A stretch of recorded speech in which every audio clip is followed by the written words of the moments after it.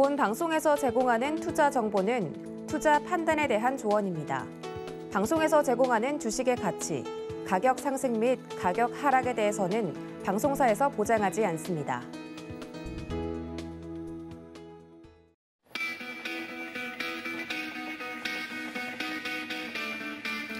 안녕하세요. 고수익 작전 타임 진행의 이수연입니다. 정말 이제는 지수가 더 떨어지면 안 되는데 라는 상황까지 오면서 투자자들의 심리가 계속해서 위축되고 있습니다. 코스닥의 경우는 이제 전저점 근처까지 도달하면서 하단 압력을 강하게 받고 있는 상태입니다. 또 월요일장 하루 쉬고 재개장한 뉴욕 증시는 일제히 큰 폭의 조정을 받았습니다. 실적 장세로의 전환과 함께 상승을 기대했지만 검은 화요일이라고 불릴 정도로 큰 폭의 하락세가 있었는데요. 10년물 국채금리가 1.86%까지 치솟으면서 나스닥 지수가 2.6%대 하락 마감했고 필라델피아 반도체 지수는 무려 4.4%대 떨어졌습니다. S&P 지수도 1%대 후반대로 밀려나는 모습이었고 중소형주 중심의 러셀 2000 지수는 3% 넘게 하락한 것이 굉장히 특징적이었습니다. 또 아랍에미리트의 석유 시설이 피습당하면서 국제 유가가 $85를 돌파했는데요. 이에 따라 11가지의 섹터 중에 유일하게 에너지 관련주만 상승했다는 점도 참고해 보시기 바라겠습니다. 오늘 정말 다양한 이슈 속에서 지금 증시가 굉장히 많이 흔들리고 있는데요. 이에 대비할 만한 투자 전략 1시간 동안 챙겨가시기 바라겠습니다. 오늘의 투자 작전 화면으로 만나보시죠. 네, 김민수의 작전 키워드 시간, 방산주와 성장주에 대한 대응 전략 알아보도록 하겠습니다. 허반석의 작전 리포트, 이번 주는 리오프닝 시즌2 짚어보고 있습니다. 자, 오늘의 종목은 정상화를 꿈꾼다면이라는 주제로 어떤 종목일지 잠시 뒤에 공개하도록 하겠습니다. 이주현의 고수익 작전 시간, 도너 리포트 고수익 작전 세워보도록 하겠습니다.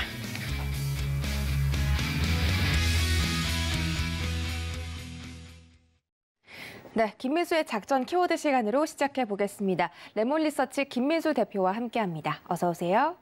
네, 안녕하십니까. 네, 반갑습니다. 첫 번째 키워드 확인하시죠. 네, 오늘의 작전 키워드 방산주 뉴스에 팔아라입니다. 이 주식 격언 중에 굉장히 유명한 격언이 있습니다. 소문에 사서 뉴스에 팔아라인데 네, 지금 방산주가 북한의 발사체 발사 그리고 한국의 미사일 무기 수출 소식 때문에 시장에서 관심을 받고 있습니다. 지금 매수를 해도 좋을지 아니면 뉴스에 팔아야 할지 이런 관점들 한번 짚어주시죠. 네, 어떤 뉴스가 나오면서 주가에 미치는 영향력. 이게 주가의 속성이라고 일단 봐야 될 것 같은데 어떤 호재가 나왔다라고 하게 되면 시장의 반응은 대부분 이제 주가는 미래의 가치를 반영한다는 게 전제다 보니까 호재가 나오게 되면 일단 이 자체가 호재가 아니게 되죠.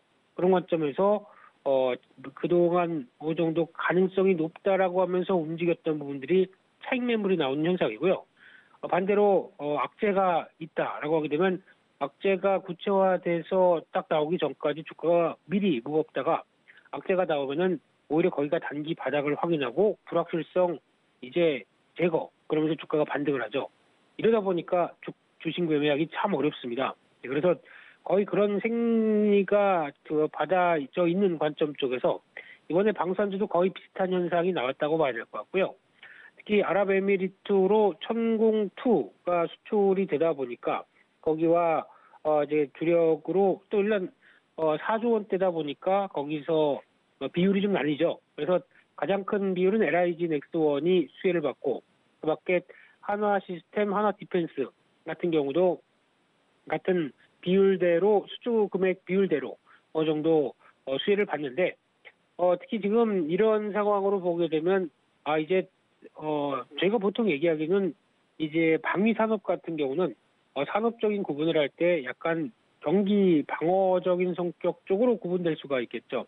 왜냐면 꾸준하게 매년 국방비가 증가되고 그리고 또 북한과 대치되어 있는 이런 지정학적 리스크가 아직까지 있는 이런 특성상 국방비는 줄어들 수가 없는 상황들이고 그러다 보니까 지금까지 알고 있던 방산주는 그냥 내수 쪽으로만 보고 수출을 하게 된다라고 하게 되면 대표적으로 풍산 같은 경우는 그래도 총알 쪽이다 보니까 소구경 뭐 대구경, 중대구경 탄 이런 쪽도 하긴 하겠지만 탄약 총알이 되게 좋다면서요. 네, 그래서 이를 가지고 수출하는 모멘텀은 그래도 풍산 정수가 가장 강했었는데 이제는 여러 가지 미사일과 관련된 시스템과 미사일, 특히 미사일은 과거처럼 한번 쏴서 물리학적으로 계산해서 여기 떨어진다 이게 아니죠. 미사일을 좀 유도하면서 자유자재로 목표물까지 움직이면서 갈 수 있겠다라고 하게 되면 여기서 나오는 부분들이 일단 단순한 미사일이 아니라 그를 운용하고 거기에 어느 정도 시스템이 깔리고 그를 전반적인 약간 턴키식으로 지금 수출이 들어갈 수 있다라고 하게 되면 과거보다는 상당히 많은 방산 산업의 변화라고 봐야 될 것 같고요. 그중에 이제 단순하게 내수 쪽만 바라봤던 부분들이 수출까지 이어진다. 그리고 특히 중동 쪽으로 확장된다는 데 가장 눈길이 가고 있고요. 특히 중동 쪽에서는 뭐 하나 디펜스가 이제 이집트의 K9 쪽이라든가 자주포 쪽이죠. 또 사우디아라비아 쪽에 이동식 대공포 이런 쪽으로 좀 더 앞으로 수주가 이어질 가능성이 높다라고 좀 바라보고 있는데 특히 중동 국가 같은 경우는 보통 지금도 여전히 내전과 함께 내전은 아프리카 쪽일 수도 있겠는데 약간 상대적으로 어떤 여러 가지 이해관계와 함께 중동에 여전히 화약고 이렇게 불리고 있는 흐름들로 봤을 때는 앞으로 각국도 이제 이런 여러 방산에 대한 관심이 높아질 거고 무기에 대한 관심이 높아질 거고 이런 부분들이 계속 앞으로의 어떤 변화로 끌어낼 가능성이 높다라고 하게 되면 특히 지난 지금 방산업체들의 흐름들 같은 경우도 한때 이스라엘의 아이언돔이죠. 이런 식으로 어느 정도 요격 미사일을 갖출 수 있는 체계를 갖춰놨다라고 하는 부분들도 중동 국가들 사이에서 한참 크게 센세이션을 불러일으켰기 때문에 그런 관점 쪽에서 이번에 천공2와 관련된 미사일 시스템에 대해서도 관심이 높았는데 그래도 한국에 대한 이미지가 떨어지지 않는다라는 관점 쪽에서 좀 더 긍정적으로 나왔던 것 같고요. 그래서 결론적으로는 단기적으로는 뭐 시장이 뉴스에 따라서 판다라고 하게 되면 아마 오늘까지 한 번 더 밀리게 되면 단기적으로는 좀 지지권을 받지 않을까라는 쪽으로 바라보되 지금 이제 단순하게 방산보다는 약간 좀 영역도 확장을 하면서 볼 필요가 있다고 봐야 될 것 같습니다. 그래서 첫째로는 저희가 보통 얘기하는 UAM이라고 그러죠. 그러니까 어떤 헬리콥터처럼 생겼지만 이게 이 교통의 모빌리티로서 지금 앞으로의 수단이 바뀔 수 있겠다라고 하게 되면 여기와 연관될 수 있는 쪽이라든가 또 하나 방산과 우주항공이 약간 또 교집합적으로 걸쳐 있는 상황들이죠.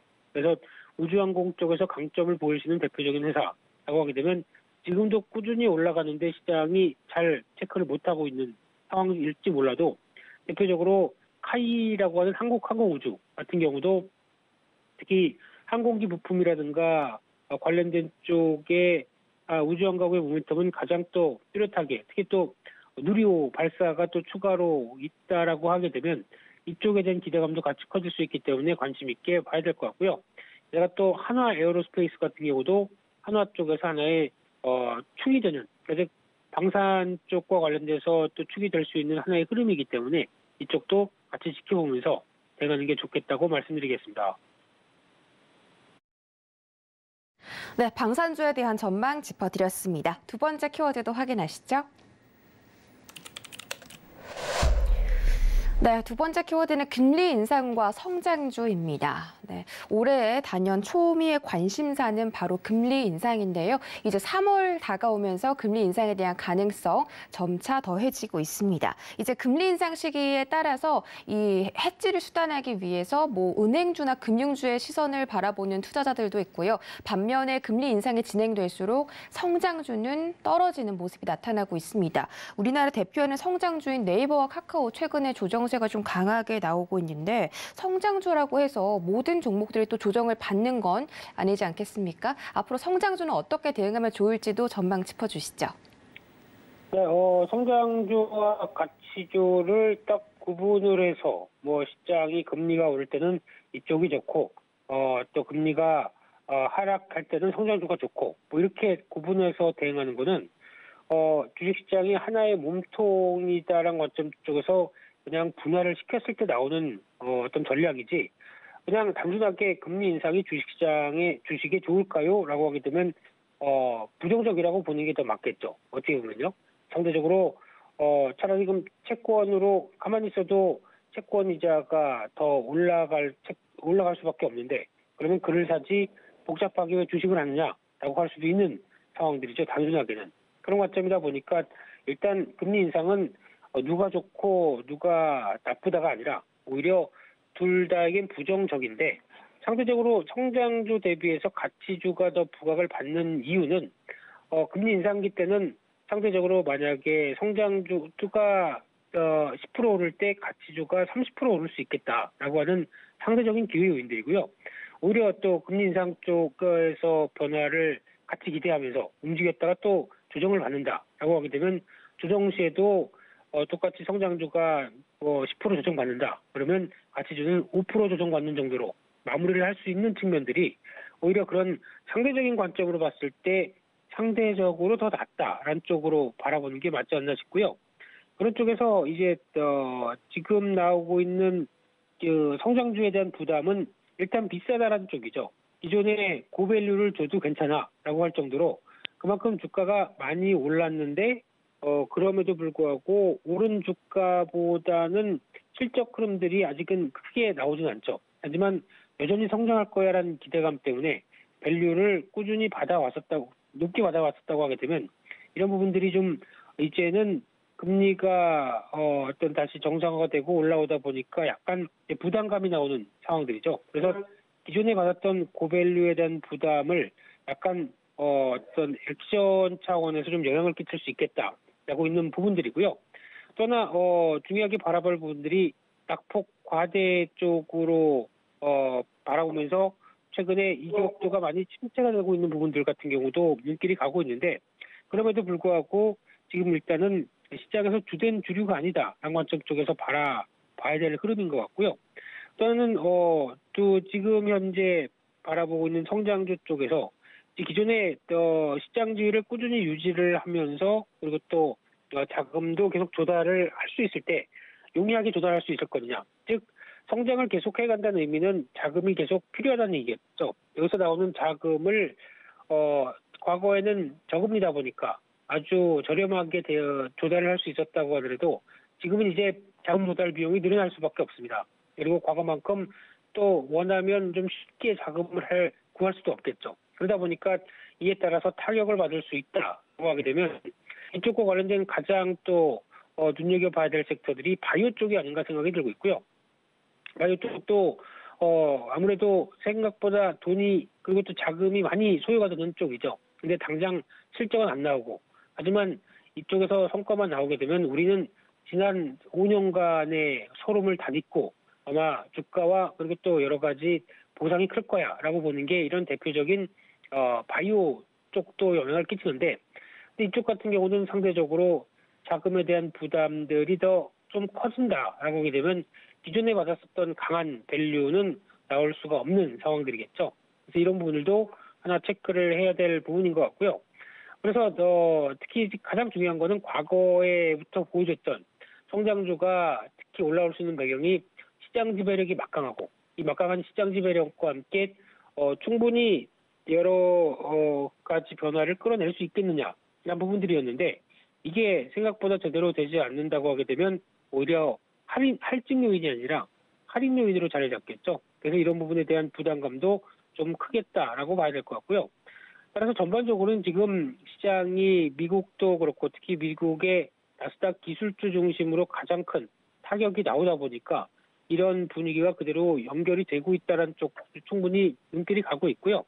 그래서 지금 단기적으로는 성장주 전반적으로는 많이 하락한다라는 쪽에서 많이 하락했고 또 충격을 더 먼저 받아왔다 이런 관점 쪽에서 오히려 살짝 어떤 금리 긴축에 강화될 거라는 우려와 부담감으로 지금 미국 시장이 움직이고 있기 때문에 거기서 좀 더 낙폭이 컸다고 하게 되면 이런 쪽에서 변화가 나올 수 있겠죠. 하지만 중기적으로는 금리가 올라가면서 상대적으로는 가치죠. 대표적으로 지난 금리 상승기에 보면은 지난번 주에도 말씀드렸듯이 가장 탄력적으로 올라가는 종목 쪽의 하나가 금융주 쪽입니다. 은행주 쪽이 가장 큰 기반이고요.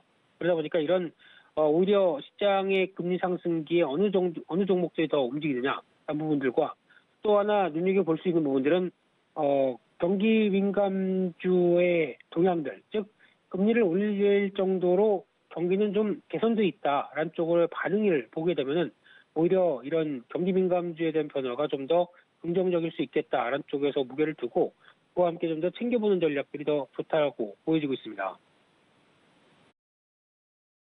네, 금리 인상과 시장의 변화에 따라서 집중해 보아야 할 섹터들 짚어드렸습니다.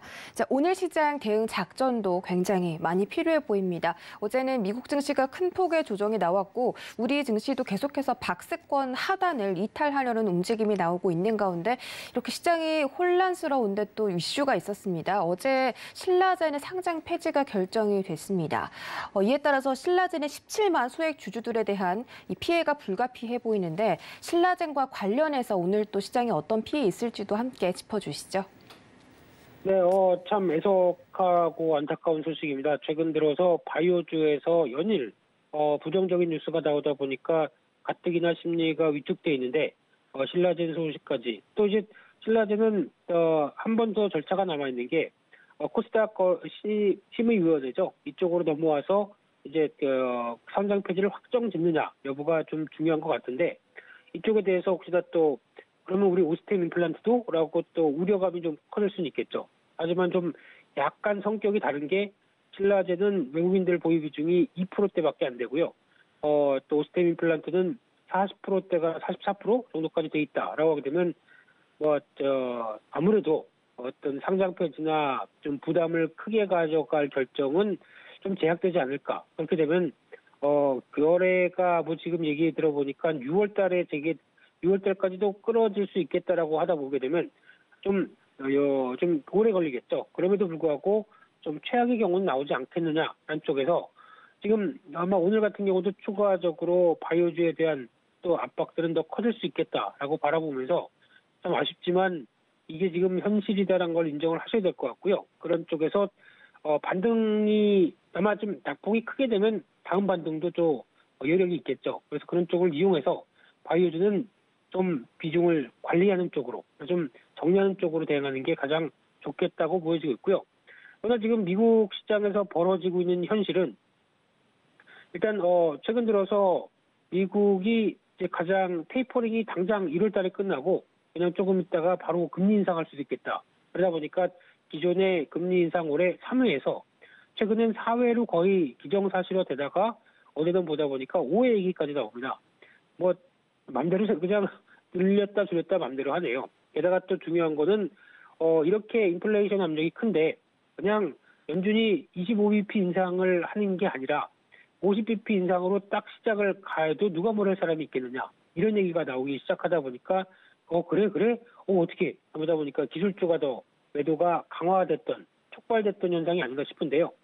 근데 지금 이를 확인해 줄 수도 없고 연준의 입장은 기존에서 보던 것처럼 일단 물가를 잡기 위해서 모든 역할은 다 하겠다라고 하지만 모르겠습니다. 시장에 충격을 강하게 줄 정도로 액션을 취하겠다는 입장인지 아닌지는 그때 가봐야 알겠죠. 그래서 아마 지금은 약간 지레지겁을 먹는 상태 쪽에서 금리를 진짜 세게 올리면 어떡해라는 부분들이 나오고 있지만 막상 25, 26일 FOMC 회의가 딱 열려서 그때 나왔던 부분들은 그거보다는 너무 우리가 매파적으로 갔는데 연준은 그 정도까지 해석을 안 한다. 이런 정도면은 약간 또 그동안에 위축됐던 심리가 다시 반등적으로 돌아서겠죠.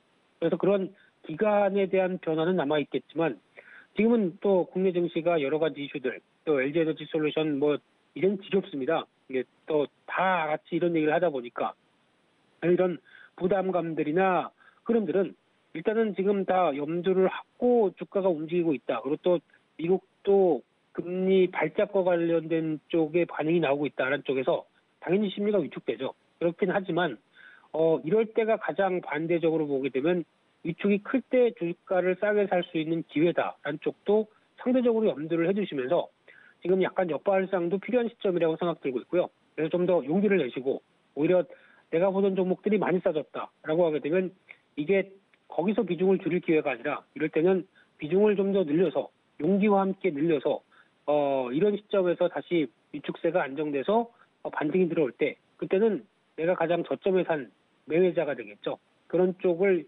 향유를 할 수 있기 때문에 지금 관점 쪽에서는 너무 시장에 얽매여서 다 같이 뛴다고 해서 나도 뛸 필요는 없다고 생각되고 있고요.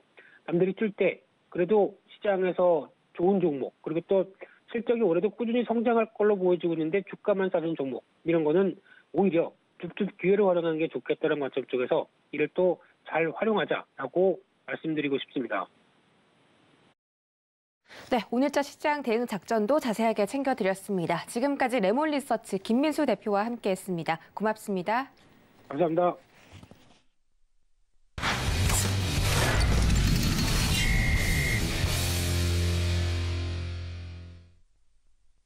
네, 허반석의 작전 리포트 시간입니다. 서경의 산업부장 허반석 전문위원과 함께합니다. 안녕하세요. 네, 안녕하세요. 네, 반갑습니다. 자, 리오프닝 업종에 대해서 설명 들어보고 있습니다. 오늘의 업종 어떤 업종일지 화면으로 만나보시죠. 네, 오늘의 종목 리포트 정상화를 꿈꾼다면입니다.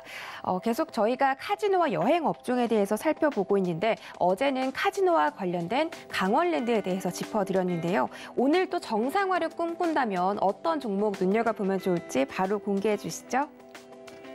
네, 이번 주는 리오프닝 두 번째 시간으로 갖고 있고요. 유통이나 음식료, 문화, 레저 쪽도 살펴보고 있지만 이번 주는 여행과 카지노 살펴보고 있습니다. 어제는 카지노 대표 기업 중 하나인 강원랜드 살펴보았고요. 오늘은 여행 섹터에서 살펴보고자 합니다. 11월 13일 신한금융투자 그리고 1월 17일 하나금융투자에서 발간된 리포트를 중심으로 좀 말씀을 드리려고 합니다. 시장이 굉장히 어려운 국면에 들어왔습니다. 하지만 대세 하락으로 꺾일 것인가에 대한 판단은 아직까지는 반등의 기회, 반등에 대한 기대감들을 좀 가져보자라는 말씀을 좀 드리고 싶고요. 그 가운데 어려움 가운데 우리가 주의해야 될 점들은 금리 상승기에 너무 먼 미래 이익들을 가지고 와서 어마어마한 멀티플이 주가에 담겨져 있는 이른바 고점 영역에서 하락으로 돌아섰는데 여기서 더 떨어질 것인가 아니면 여기서 반등이 나올 것인가 이러한 부분들을 잘 판단을 하셔야 된다. 매우 비쌌던 주식이 많이 저렴해진 것처럼 보이지만 여기서 더 내려갈 수도 있는 부분들이 곳곳에 있기 때문에 늘 차트상 저위험 구간과 매출액과 영업이익이 꼭 찍혀야 하고 찍히는 것에 플러스 증가해야 되는 기업들을 좀 바라보셔야 된다라는 말씀을 좀 드리고 있고요. 카지노와 여행 업종을 말씀을 드릴 때에는 여기서 더 내려갈 곳이 있을까? 강원랜드 같은 경우에는 가장 강력한 제재를 받고 있는 영업시간 단축에 대한 부분 속에서도 주가가 이제는 더 내려갈 곳이 극히 적다라는 판단에 반등이 조금 나왔던 그런 모습입니다. 마찬가지로 여행 업종도 카지노보다는 조금 더 까다로운 조건이 있습니다. 각국마다 의무 자가격리에 대한 부분들이 입국자들에게 시행 중이기 때문에 거기에 대해서 하나하나 보면서 출국해야 된다는 부분, 그리고 코로나19 관리 기준 또한 다들 상이하기 때문에 꼭 내가 출국했다가 다른 나라에서 코로나19 확진이 되었을 때 그곳에서의 치료 또는 한국으로 어떻게 귀국할 것인가 여러 염려에 의해서 해외여행들은 대단히 위축되어 있는 상황입니다. 우리나라도 2월까지 입국자에 대해서 자가격리가 좀 진행이 된다라는 부분이기 때문에 아직까지는 좀 어렵지만 그간 사스나 금융위기 과거의 사례를 보았을 때 악재들이 좀 거치고 나면 이곳에서도 폭발적인 수요, 보복 소비 이런 것들이 좀 보여왔던 섹터입니다. 그래서 그 수요를 모두 다 감당해낼 만한 역량이 있는 대형 업종, 대형 여행사 중심으로 좀 살펴보시는 게 뭐 항공권이나 숙박 모든 것들을 좀 확보를 해놓고 판매를 해야 되는 부분이기 때문에 그간의 경험 이런 것들이 있는지 그런 기업들 중심으로 좀 살펴보시면 좋겠다라는 말씀을 드리고 싶고요. 오늘 제목을 정상화를 꿈꾼다면이라고 좀 정해보았습니다. 코로나19 이후 시장과 세계, 주가 모든 것들이 좀 정상화되기를 바라고 있는 상황이죠. 그리고 경구용 치료제가 얼만큼 효과가 있는지 국내 환자에게 투약 중이기 때문에 그곳에서 보여지는 데이터가 코로나19의 게임 체인저다라는 이야기들이 국내에서 다시 한번 나온다라고 한다면 리오프닝 업종들은 어려운 시기에 많이 침체되어 있고 바닥에서 벗어나고 있지 못하는 상황입니다. 그래서 지수 조정기에 이보다 더 내려갈 수 있을까에 대한 고민들을 한번 해보시면서 분할, 분산, 그리고 비중 조절을 통해서 이 어려운 시기들을 좀 극복해 나가시되 리오프닝과 관련된 종목들도 하나하나 좀 찾아보면 좋겠다라는 말씀에 오늘은 대형사 한 2곳 정도를 좀 살펴보고자 합니다. 네, 오늘의 업종은 여행 업종이었습니다. 앞으로 늘어날 보복 소비에 대해서 수혜를 받을 기업들 찾아보자라고 말씀해 주셨습니다. 저만 해도 코로나가 끝나면 여행을 가야지라는 생각이 정말 강한데 다른 전 세계 인구들 그리고 투자자들 역시도 그렇게 생각할 거라고 봅니다. 자, 오늘 이 허반석의 모멘텀 체크리스트에 부합하는 여행 기업 어떤 기업인가요? 네, 오늘은 하나투어와 모두투어 2 기업을 살펴보고자 합니다. 앞서서도 말씀드렸지만 대형사를 좀 보자라고 말씀을 드렸는데요. 그간 몰려오는 수요를 감당했었던 적이 있는가? 그러면 그 감당할 만한 역량, 시스템, 규모를 갖고 있는 곳이 보복 소비와 몰려오는 정상화에 따른 수요를 감당할 수 있을 것이다라는 의견 한 가지를 드리고 싶고요. 그리고 최근 코로나19로 인해서 예식장도 그렇고요. 여행사도 그렇고요. 뭔가 예약을 했다가 취소를 하게 되거나 부득이한 상황으로 거리두기 강화 이런 모습들로 인해서 취소에 대한 부분들이 생겼을 경우에 환불을 어떻게 받는가에 대해서 시시비비 여러 가지 어려움들이 많았던 것 같습니다. 그리고 코로나19를 겪으면서 다수의 중소형 여행사의 파산들이 좀 있었죠. 이로 인해서 내가 여행을 가고 싶은데 혹 예약금조차도 환불받지 못하는 상황이 생기지 않을까라는 그러한 심리에 의해서 차라리 그럴 거면 큰 회사로 가자. 차라리 그럴 거면 대형 브랜드로 예약을 하고 거기서 문제가 생겨도 더 안전하겠지라는 심리들이 있었기 때문에 이왕이면 안전한 대형사를 선호하는 브랜드를 선호하는 그러한 경향들이 높아졌다라는 부분도 한 가지 짚어볼 수 있을 것 같습니다. 정상화가 이루어진다면 보복 소비, 이연 수요 모두 여행 업종에서 일어날 것으로 좀 강력하게 좀 보여집니다. 공급에 대한 준비가 되어 있고 그리고 큰 물량들 그리고 연간 이용객들에 대한 커버리지가 있었던 기업들 중심으로 이 기업이 그만큼 보복 소비를 다 매출로 연결시킬 수 있다라는 전제하에 여행 업종들은 좀 보셔야 된다라는 말씀을 드리면서 정리를 해보자면 브랜드 파워 분명히 있을 것이고요. 그리고 시장 점유율도 있어야 될 것입니다. 이러한 순서대로 여행 업종도 다시 반등할 때에 이러한 순서가 좀 있다라는 부분 참고를 해보시면 좋을 것 같습니다.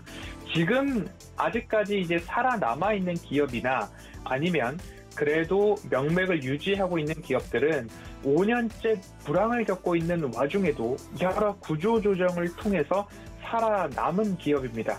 하나투어 같은 경우 그리고 모두투어도 모두 인력을 한 절반 가까이 줄여놓은 상황입니다. 가능한 손익분기점을 낮추어서 기업의 명맥을 유지하겠다는 뼈를 깎는 고통을 감내하면서 지금 유지를 하고 있다라고 보시면 좋을 것 같은데요. 이익보다는 현 구간에서는 아직까지 살아남는 게 중요했던 그러한 지난해까지의 시간이었고 올해부터는 무언가 다시 빠른 회복에 따른 수요를 감당하기 위해서 가동 인력들을 늘리고 있는 그런 흐름들도 좀 나타나고 있습니다. 여행 업종을 말씀을 드리는 이유 중에 하나는 거리두기 강화로 인해서 위축되었던 시장이 다시 살아났던 때를 한번 되짚어보자면 호텔을 좀 말씀을 드리고 싶습니다. 국내 여행마저도 변이 바이러스, 델타 변이 바이러스, 오미크론 변이 바이러스가 나오면서 굉장히 위축이 되었죠. 거리두기 강화에 따라서 객실 가동률도 굉장히 줄어들었습니다. 그리고 내가 100개의 객실을 가지고 있는 호텔임에도 불구하고 면적당 수용 인원 제한에 따라서 모든 객실들을 가동할 수 없는 상황까지도 겹치면서 모든 것들이 어려웠던 호텔이었습니다. 하지만 평균 판매 가격을 상승을 시키고 서비스에 대한 부분들을 좀 특화시킴에 따라서 객실 점유율이 내려가고 가동률도 내려갔지만 가격을 좀 전가시켰던 호텔들은 그곳에서 이제 코로나 이전의 실적 회복들을 하나하나 좀 보고 있는 모습입니다. 그러면 여행업에 있어서도 정상화가 이루어진다라는 조금 막연한 이야기일 수 있지만 백신이 개발됐고요. 치료제가 개발됐고요. 경구용 치료제를 현재 국내에서 복약할 수 있다라는 점들처럼 코로나가 하나하나 변화하고 있다라는 점들을 봤을 때 여행업도 빠른 수요 회복, 가격 전가력까지도 발휘가 된다면 가장 카지노와 그 뒤를 이어서 즉각적인 회복이 전망되는 업종이다. 그래서 두 가지 기업을 좀 말씀을 드리고자 합니다. 먼저는 하나투어입니다. 4분기 실적을 보면요. 예상 매출액이 105억 원, 그리고 영업이익은 296억 원으로 여전히 적자 지속입니다. 하지만 매출액은 105억 원이라는 부분들이 좀 찍혀 있습니다. 컨센서스는 하회가 전망이 되고 있습니다.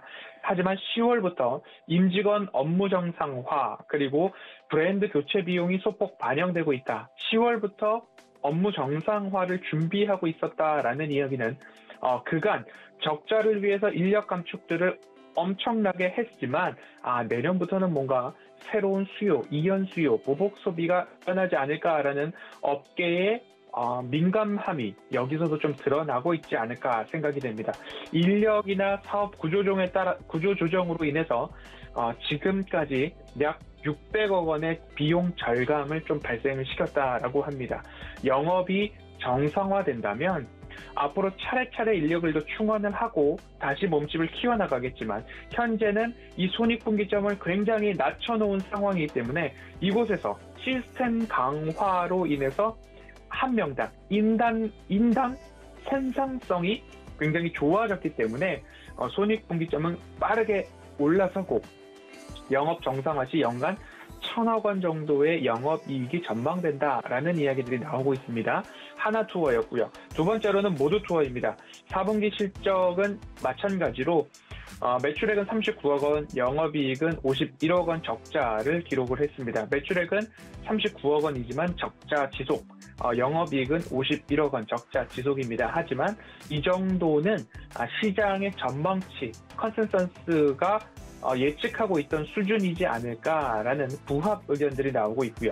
3분기까지 희망퇴직에 따라서 일회성 인건비들이 많이 좀 비용으로 잡혔습니다. 하지만 이러한 것들이 모두 다 조금 원활하게 다시 올라선다면 일회성 비용이 없어졌고 그리고 손익분기점이 굉장히 낮아져 있는 상황에서 영업 정상화가 이루어진다면 모두투어도 연간 400억 내외의 영업이익을 전망하고 있는 상황입니다. 대형사 두 곳을 좀 살펴보았는데요. 영업이익을 굉장히 손익분기점을 굉장히 낮춰놓은 상황에서 여러 가지 제도적, 시스템적, 생산성 향상을 위한 노력들을 뼈를 깎는 고통을 감내하면서 모두 다 이루어져 놓은 상황입니다. 이곳에서 이연 수요 보복 소비만 이루어진다면 정상화가 이루어진다면 백신 공백이 턴어라운드를 빠르게 보여주었던 호텔신라처럼 여행업종에서도 어려운 구간을 통과했기 때문에 이제 빛을 볼 날만 기다리는 것이 카지노 업종과 여행업종에 대한 전망과 견해가 아닐까 싶습니다. 더 나빠질 가능성보다는 정상화를 기다리면서 더 좋아질 업종이 카지노와 여행이라는 판단이고요. 그 중에서도 브랜드 파워와 시장 점유율, 그간 모든 수요를 감당했던 경험치들을 보았을 때에는 하나투어와 모두투어를 꼼꼼히 살펴보시는 전략이 어떨까 하는 말씀드리면서 여행업종 하나투어와 모두투어 오늘은 여기까지 살펴보도록 하겠습니다. 네, 오늘의 종목은 바로 모두투어와 하나투어였습니다. 투어하면 생각나는 대표적인 여행 기업인데요. 이제 여행 산업이 활발하게 활기를 띈다면 수혜를 받을 종목으로 선정을 해주셨고요. 더 자세한 정보 원하시는 분들 문자 샵 0082번으로 허반석이라고 문자 전송해 주시면 되겠습니다. 오늘 도움 말씀도 고맙습니다. 감사합니다. 네, 저희는 이주현의 고수익 작전 시간으로 넘어가 보겠습니다. 서경의 테마부장 이주현 전문위원과 함께합니다. 어서 오세요.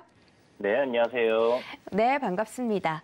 자, 어제 도너리스탁 방송에서 DSC 인베스트먼트 언급을 해주셨습니다. 어제 SM랩에 대한 이슈 때문에 이 인베스트먼트가 붙은 종목들의 상승이 있었고요. 이 종목 한번 리뷰 부탁드리겠고, 또 카카오에서 지금 굉장히 악재가 쏟아져 나오고 있습니다. 안 그래도 지금 성장주에 대한 피해 때문에 카카오 주가가 떨어지는 그런 상황인데, 카카오페이에 대한 임직원 20명이 대규모로 이직을 한다는 소식과 함께 카카오뱅크의 대표까지 스톡 옵션을 행사했다는 소식들 전해지고 있습니다. 어떻게 대응하면 좋을지 한번 확인해 주시죠. 네, 일단 먼저 DSC 인베스트먼트 오늘 포트폴리오에 편입하기로 했는데요. 뭐 SM랩이라고 해서 2차 전지에 있어서 이제 어떤 게임 체인저가 될 수 있는 그런 기술을 보유했다라는 부분 때문에 관련 주들이 이제 전반적으로 다 급등을 했습니다. 만약 기사만 나와주고 이런 뭐 기사가 나왔으나 관련 종목들이 주가가 움직이지 않았다라고 하면 그 관련된 기술이라든지 이런 부분들이 시장에서 평가를 제대로 못 받고 있다라고 봐야 되겠죠.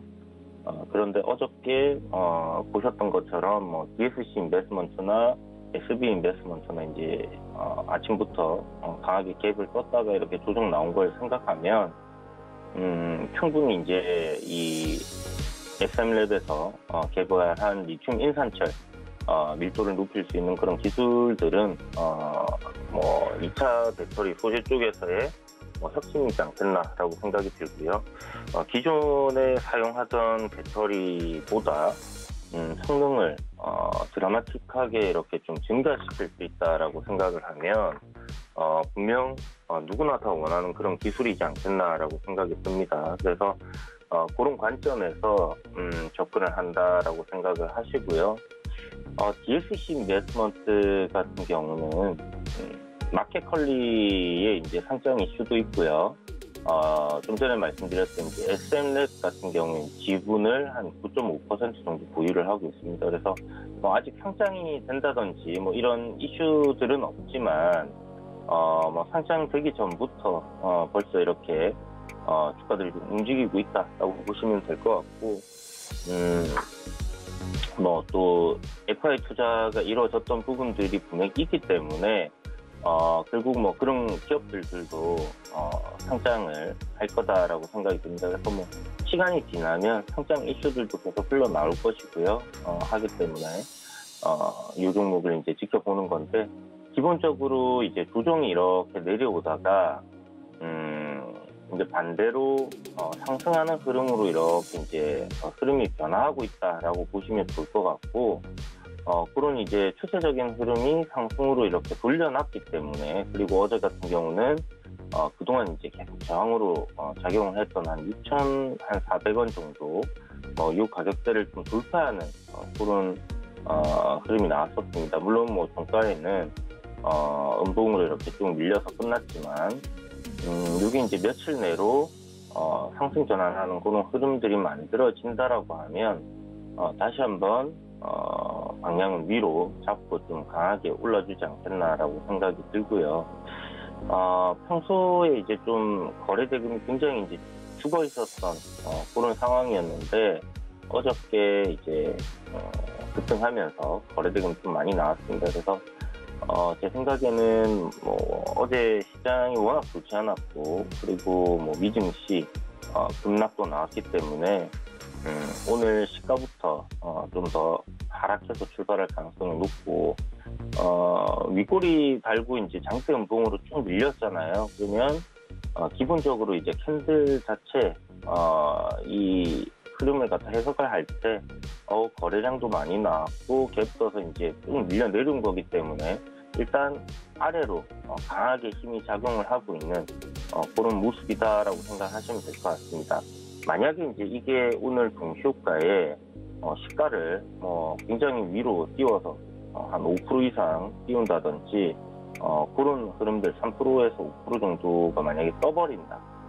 그렇다면 시초가부터 좀 공략을 해갈 수 있겠지만 일단은 오늘은 보수적으로 봐야 되지 않겠나 싶습니다. 그래서 이 종목을 굉장히 짧게 보거나 오늘 그러니까 하루 이틀 이렇게 보는 건 아닌데 어찌됐든 손절선을 딱 잡고 시장이 안 좋은 만큼 거기에 따른 대응을 좀 한다라고 생각을 하시고요.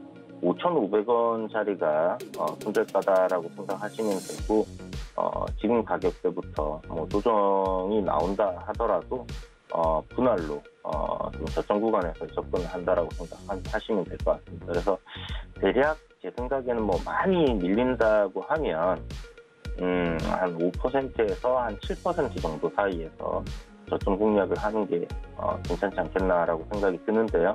일단 이 매수가 관련해서는 제가 장 출발하기 전에 동시효과 흐름을 보고 매수 가격을 이야기 드릴 테니까 그런 부분들을 참고하셔가지고 분할로 오늘 장이 안 좋을 거니까 어차피 저점에서 공략을 한번 해본다라면 괜찮지 않겠나라고 생각이 듭니다.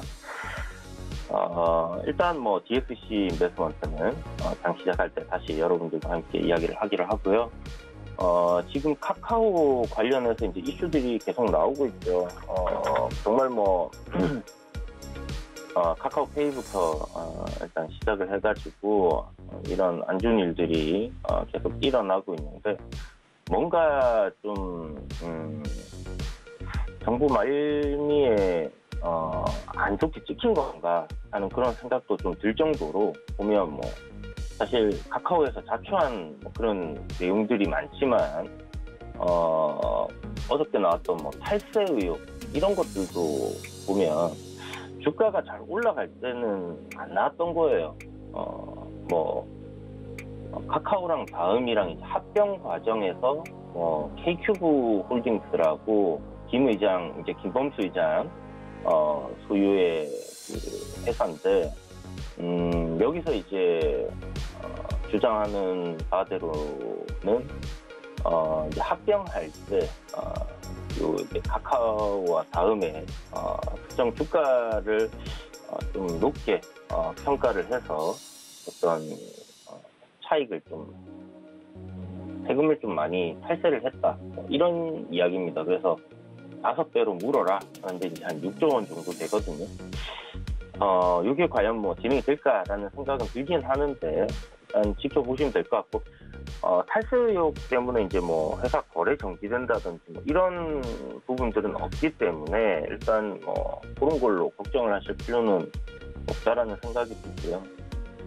카카오 같은 경우는 이제 기술적으로 카카오와 네이버 이제 이 아침 방송에서도 여러 번 다뤘었습니다.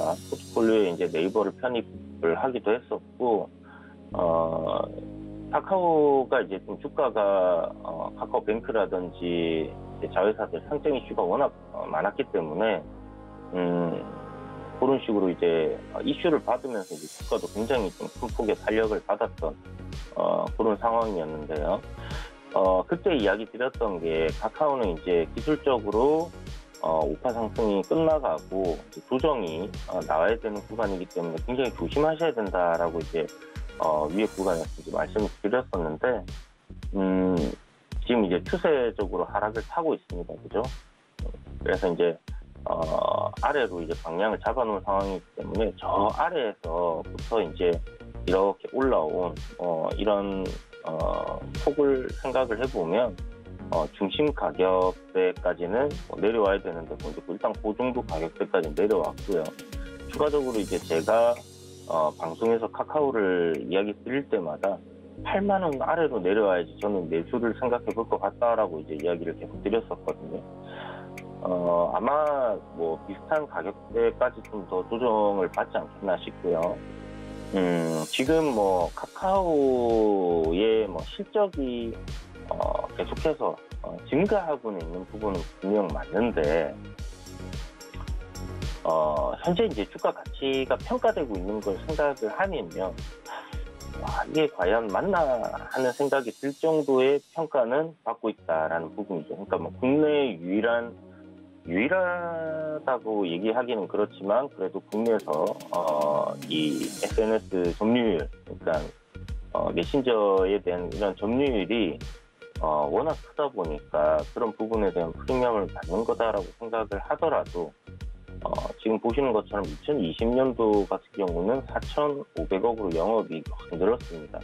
그 전년도 대비해서 한 2배 이상의 실적 향상이었기 때문에 굉장히 폭발적인 증가였고, 그리고 2018년도에 한 700억 영업이익 내던 걸 생각하면 굉장히 폭발적으로 이렇게 실적이 점프를 하다가 올해도 물론 작년보다는 많이 내는데 그 증가 폭이 이제는 조금 줄어드는 게 아닌가라고 생각을 해볼 수 있을 것 같고요. 뭐 올해 나오는 실적 역시 그 전년도, 그러니까 작년이죠. 며칠 안 됐지만 어쨌든 작년 대비해서는 굉장히 큰 폭으로 증가한다라고 나오고 있고요.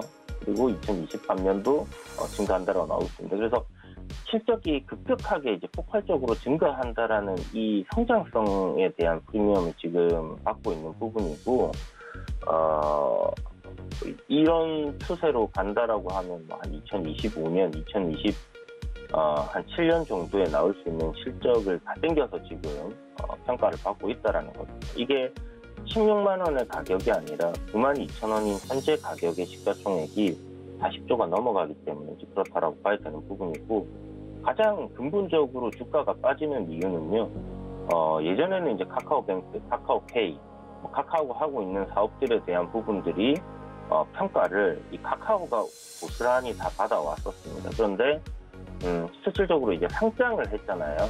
카카오페이라든지 카카오뱅크라든지 상장을 했기 때문에 카카오페이와 카카오뱅크가 평가받아야 되는 부분들, 당연히 카카오에서 평가받던 게 글로 넘어가야 되겠죠.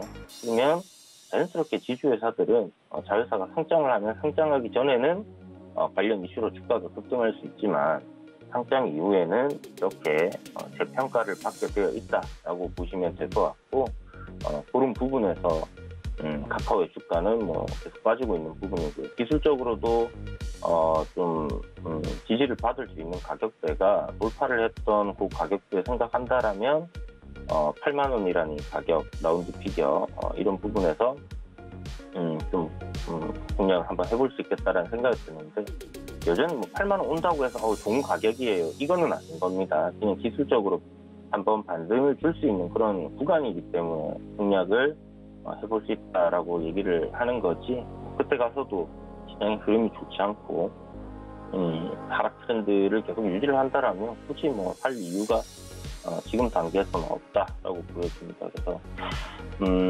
뭐 스톡옵션 지금 이야기도 나오고 있고, 카카오에서는 지금 ED 관련해 갖고 그 교환사채 뭐 조기 상환 시점 다가온다라고 뭐 얘기를 하고 있는데, 3천억 규모가 뭐 엄청나게 대단한 것처럼 지금 얘기를 하고 있지만 사실 카카오가 보유하고 있는 자산이라든지, 그리고 뭐 지금 부채 7조 3천억입니다. 부채 굉장히 크죠. 여기에 3천억 더 얹어진다고 해서 뭔가 대단한 문제가 발생하지 않는다는 겁니다. 그래서 지금 보면 주가가 위에서 많이 빠졌으니까 기사들이 대부분 좀 호들갑을 떤다라고 생각을 하는 뭐 그런 이야기들이 막 나오고 있어요. 그러니까 별 이슈가 될 만한 내용들도 아닌데 시장에서 이제 좀 주목을 받다 보니까 아무래도 이제 클릭률로 이렇게 좀 돈벌이가 되는 게 결국 뭐 기사들이다 보니까 좀 자극적인 그런 멘트들을 날려줘야 되는 게 사실인 것 같습니다. 그래서 그런 부분 때문에 좀 나오는 거지, 딱히 지금 탈세적인 부분들, 물론 도덕적으로 하면 안 되는 부분이지만 사실 기업이 뭐 잘 되고 있다라고 하면 단기적인 악재로 받아들일 수 있겠지만, 지금 내리막길 상황에서는 조금 더 주가가 빠질 가능성이 있다. 그런데 공매도는 굉장히 커져 있는 상황이기 때문에 뭐 그런 하락세를 타고 있는 상황에서 계속 공매도 세력들이 악재를 터트려내는 걸 수도 있다라고 생각은 해볼 수 있을 것 같습니다. 어찌됐든 조정이 나온다라고 하면 8만 원대 이하부터는 매수 관점으로 한번 생각해 볼 수 있는 종목이니까 그때 가서 다시 한 번 더 방송에서 여러분들과 카카오에 대해서 이야기를 또 나눌 수 있기를 기대해 보겠습니다. 네, 전일장 종목 리뷰와 오늘 대응할 만한 종목에 대한 그런 전략까지 세워주셨습니다. 지금까지 이주현 전문위원과 함께했습니다. 고맙습니다. 네, 감사합니다.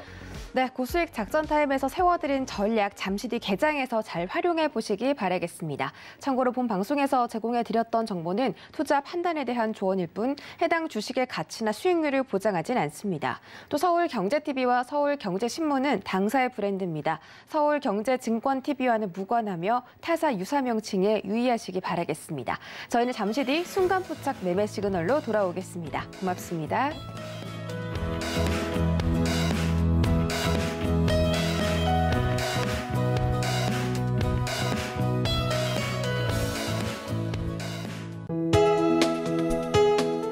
본 방송에서 제공하는 투자 정보는 투자 판단에 대한 조언입니다.